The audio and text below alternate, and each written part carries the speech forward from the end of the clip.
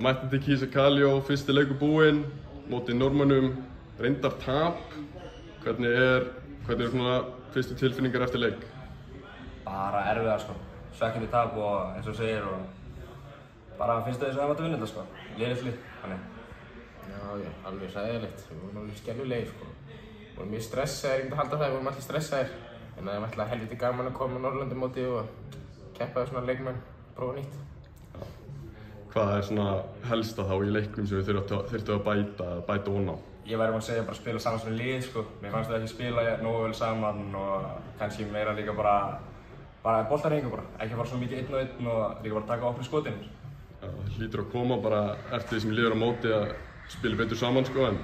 Já, hlýtur að vera það. Svo líka bara fara að gera kerfin og execute, klára kerfin. Líka bara hitta opni skotum og við vorum með ömurlega nýtingu.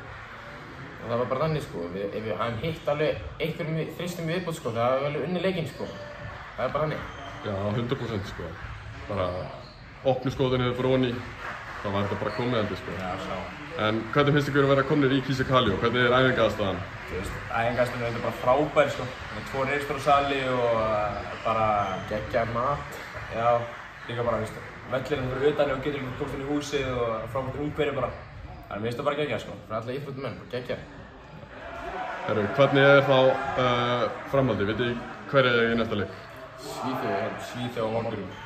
Þeir eru með sterkt lið held ég sko. Já, við erum mjög sterkt lið sko, þannig við erum bara að mæta klárir í leikinn og við lítum örugglega á meira sko. Við fannst ekki mæta alveg klárir inn á leik og já, það er bara það sko. Herru, takk hérlega fyrir strákar. Með stakk.